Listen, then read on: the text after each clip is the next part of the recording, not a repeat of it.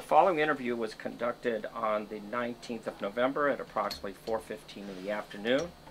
The subject is Vera Williams and her book, The WASP. Vera, how are you? I'm excellent, Daniel. Thank you. Wanted to talk to you about your book, and what kind of was the thought of doing that book? How did that occur? Well, I think a lot of people don't understand that there were women pilots in World War II. They see the cover of my book and it says WASPs on it, and I get asked, why do we need a book about, white Anglo-Saxon Protestants, or why do we need a book about bugs? And I have to explain to them that there were women pilots in World War II and they flew the planes. And, I think people, no matter how many times they hear it, I think they just keep needing to hear it again and again and again, that there were women pilots. There were 1,074 women who flew for 2 years in World War II. And they flew every plane manufactured during World War II. They flew 60 million miles, and 38 of them gave their lives. So when you thought about this book, how did you approach the challenge of putting all of these photographs and all these stories together? The book, it was my first book. And I didn't know what I was doing, and it just almost wrote itself. These women told the most incredible stories. All I had to do was I had a list of questions, and they were so generous and so sharp and smart, and they remembered these things. And I would start a subject, and they would run with it and tell me great stories. So I did interviews with all of them. I transcribed the interviews, and I used their stories to tell their story with their own words. So the basis started with oral history collection. Absolutely. And then did they donate photographs, or how did you collate all these incredible images you have in the book? Yeah, if they had pictures, they handed me pictures. We went through them, we identified them. They were kind of thrilled to be forced to sit down and identify all these things that have been in boxes, in some cases, and in some cases they were in photo albums. But yeah, they absolutely were very generous with their pictures. So I got photographs from WASPs themselves. So there are photographs in the book that nobody had ever seen before. And then I did get some National Archives photographs, some photographs from the Smithsonian, some photographs from the Air Force to round out, to help tell the story. And then of course the Fifinella. I had to get permission from Walt Disney to use the Fifinella patch because he had designed that mascot for them. How easy was that? that was a tough one. I always joke that the worst part about writing the book was getting the Disney permission. Right. It was just a lot of hoops that you had to fly through. But they were ultimately they were very generous, and they've given me permission to use the Fifinella in the book and didn't charge me very much money at all. So. How did you really first learn about the WASP? Well, to be honest with you, I did not know that I was one of those people. I was a college-educated girl who was very interested in World War II because my mom and dad met and married in 1947 in Germany. So World War II was always something I was very interested in. And so when I found out that there had been women pilots in World War II, I thought, shame on me. This is something I should have known about, and so I'm going to make sure everybody else knows about it. So did you major in history in school? I had a very odd major. I majored in the philosophy of the ethnic arts. It was the 70s, what can I tell you? Yeah. But what we learned how to study alien cultures, non-Western cultures. And we learned how to study them and then translate them for a Western audience. So in a way, that was what I was doing with the WASPs. I was going into an alien culture, I was studying these women, and then I was writing about them for a general audience. So a kid can pick up my book and get the story of the WASPs and understand them in a way that I think a book that's more technically written might not be as accessible. So for example, I know a lot of girls have contacted me and used my book for their History Day projects. So we're talking, 7th graders, 8th graders are reading my book, and they're getting it, and they're using it and creating incredible projects, going on to win, in their divisions with their history projects. So when you were putting this all together, what was your greatest surprise when putting the book together? To be honest, I think the greatest surprise was that I actually got it done. I mean, I'm a big time procrastinator, but I had a brilliant editor, and just with the help of my editor and the help of friends and family, I did it. I got it done, and I got to meet these incredible women. I had no idea that I was going to be accepted, you know, in this very, very important fraternity of girls, and they accepted me as part of the family, and they were so generous with me, sharing their stories and their pictures. Who was the original publisher? The original publisher was Motor Books Publishing out of Minnesota. How did that all come about? I had been editing books for them, and they, you know, when I moved to Hawaii, they said, would you like to write your own book? And I said, you bet. So the first thing they offered, they said, would you like to write a biography of Jackie Cochran? And I said, absolutely, that sounds like a terrific idea for a book. And when I got off the phone, I looked up who Jackie Cochran was. And then I so discovered, that probably was a spark, right? It was absolutely. I could not believe that this woman was not the most famous woman pilot in the world. I mean, I had heard of Amelia Earhart, you know, we all have, but, you know, here comes Jackie Cochran, who has more speed, more altitude records than any other pilot, male, female, living, dead, to this day. Some of her records hold. And, you know, but she didn't die young, pretty, and mysteriously. That's all I can think of is the reason people don't know about her. Well, history's like that, you know. How did the book get reprinted? I actually, through a friend. A friend of mine, Arlene Newman Van Asperen, has a friend named Daniel Martinez. And so she introduced me to you, and I showed you my book, the WASP book, and you said, you know what, this is a terrific book. This is a story that needs to be out there, because my book had sold out, and there were no more copies, and you said, this story needs to be told. And so you said, maybe we can reprint this for you. And so you know, went to the powers that be, and they decided to go ahead and reprint the book. And that was a really happy day for me when you called and told me that. My understanding that the players in that was Pacific Historic Parks, Ray Sandler and Allison. Yes, okay. Allison Akau, Ray Sandler, and Pacific Historic And Parks. how did they help you get this done? Oh, Allison walked me through the whole process of. We had to redo all of the rights, because I owned the rights to the book, so I had to give the rights to Pacific Historic Parks, and then the films, because of course this book was published in 1994. Nothing was digital, so the actual films were with the printer still in China. So Allison, I don't know, she's a wizard, and somehow she managed to get the films to a new printer, and they were able to print it. And we made some corrections, and we added a new foreword. You wrote the foreword for it, and we were able to add the photographs of President Obama handing the WASPs their gold medals. And the picture of President Obama is a significant historical event. Can you explain what that picture really means? Well, you know, for me, my passion is that everybody knows that there were women pilots in World War II.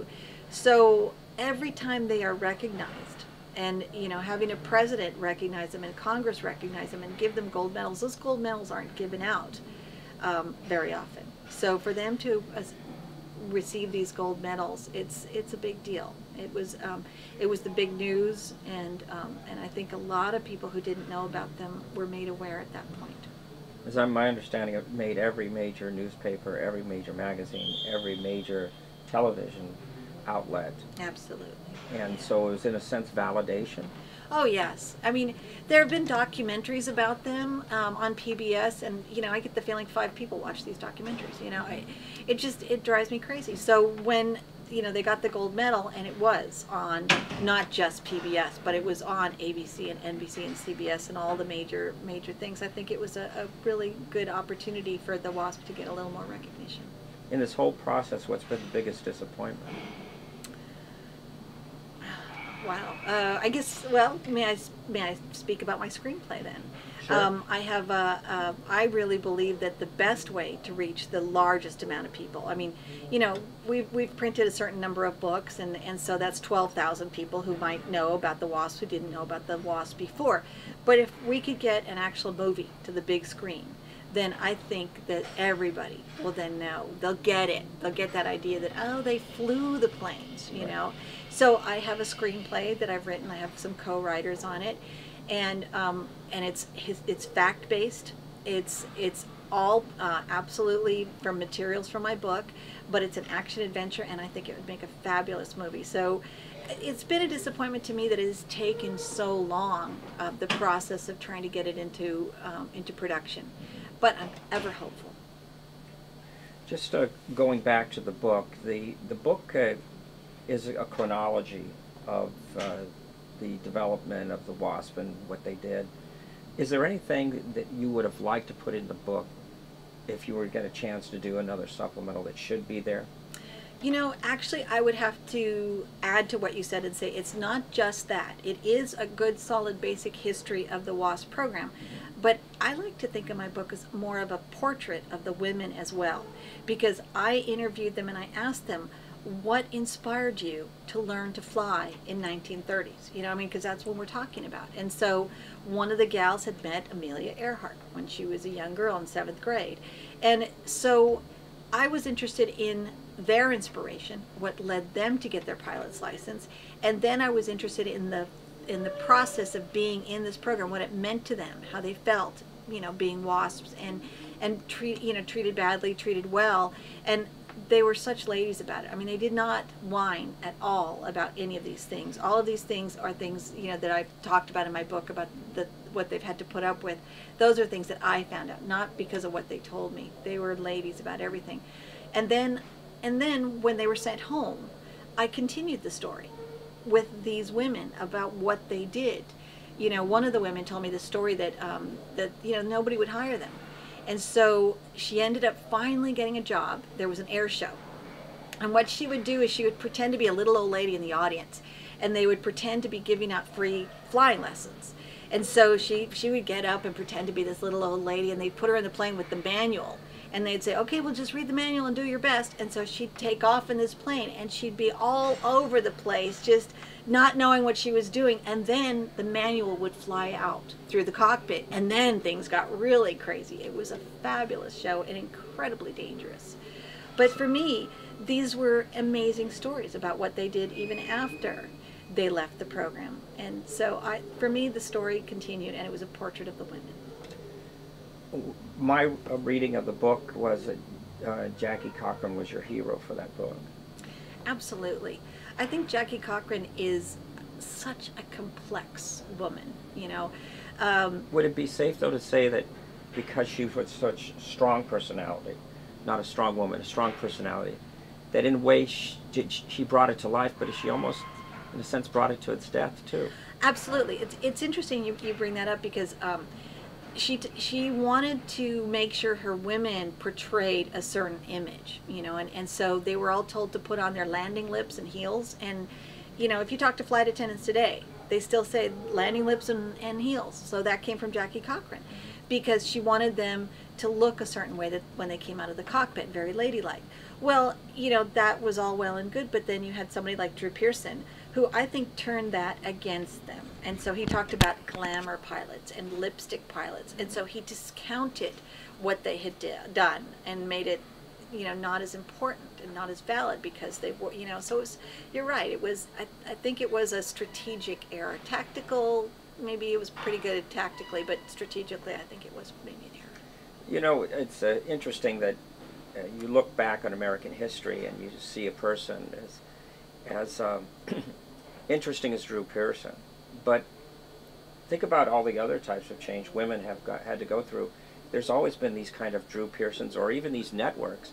I won't mention that network that has 3 letters, but the fact is that they're highly critical of any change, and especially when it comes from women who are minorities or others, where they're pushing an envelope of a non-traditional era of accomplishment. Because I mean, these women were first flying bombers and fighters, and the fact that one of them, one of the most dangerous aircraft, which you spoke about, was the P-39. It killed a lot of people, and yet had a pilot that was a woman that had mastered it. Absolutely.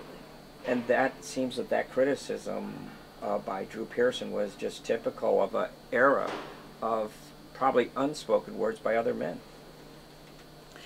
You know, I think that Drew Pearson, I think that he was caught up in knowing that his ticket to fame was by being sensationalistic, by not having facts to base what he said, but by being as emotional as possible, making sure that the phrases he used would ping, you know, in a way with people, that men would respond to those phrases. And when he says a petticoat fuss, you know, or he talks about Jackie Cochran with her windblown bob and her sun-kissed skin, you know, seducing General Arnold.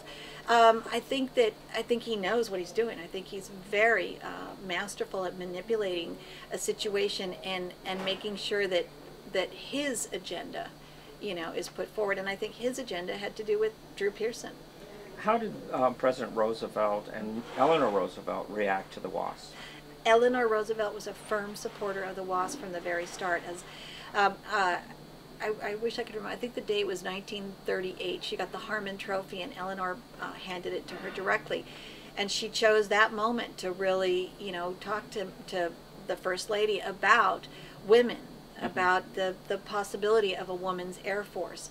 And I think Eleanor at that time, you know, her ideas from then on changed, and she looked at women as a weapon waiting to be used, and she called women that in her address that next Sunday. We know that the Russians had women that not only flew but were in combat. We knew that in later times, Israelis had women that were in combat. Now we have women in combat. What do you think Miss Cochran would think now? I think that Miss Cochran would be very proud. I think that she would know that her legacy, you know, it may not have happened, you know, as soon as she wanted it to happen. I think she was impatient. I think what she wanted was, she was the type of gal that she wanted what she wanted when she wanted it, and it didn't happen when she wanted it, and I think she was kind of disappointed, so she kind of moved on. But I think now, I think she, looking back, you know, from heaven or wherever she is, do you know the story that she is supposedly buried with this saber that she had received as a gift from the Air Force, and she wanted to be buried with it because she said, because if I'm in hell, I'm going to want to fight my way out. Didn't know that story. There's only one other point. I think it's interesting, as a historian, I'm looking at this, and the struggles that these women had paralleled another minority group, the Tuskegee Airmen, who almost, well, it didn't happen, but it persevered. But these struggles that two distinct groups of Americans went through almost at the same time. It's an interesting parallel about American history and World War II history. Absolutely. And as you heard in my talk, you know, Jackie understood that that was another battle that she would have to fight. That was why she did not add that extra layer to what she was already trying to accomplish. So she was working to get women in the cockpit. And so she, as I said, she sent out, there were 1,800 that were accepted for the program, and she sent out 1,798 telegrams to white women, 2 telegrams to Chinese American women, and none to black women. Where does this book go from here? Is it, now books are evolving, they're not necessarily in paper. Is there any thought of it going to kind of a Kindle or a digital copy? I would love for that, because then anybody doing research, everything will be so much easier. They'll be able to say, oh, you know, I was related to Jean Robertson. I know she was a WASP. And so if you have a Kindle, you can go through and you can say Jean Robertson, and it'll find every reference to Jean within, you know, that document. So I would be very happy and very excited to see this book put in digital form. This year's theme for the commemoration is the enduring legacy. As you look back with all your research, all the times you spent with those women, what is their enduring legacy? I think the lady I had with me today, Carol Ellis, she's commander of the air station at Barbers Point. She's in the Coast Guard. She's a helicopter pilot, for goodness sake. I think she's a legacy. You know, I think that that women, you know, when you're on a flight and they say, you know, that your captain is Captain Sue Smith, you know, I think that that's the legacy, and it goes across the board. I think that that women knowing that they can do things that were previously, you know, they were not able to do. I think that's the legacy of the WASP, and women facing their dreams and having their dreams come true. You know, that benefits everybody, having your dreams come true.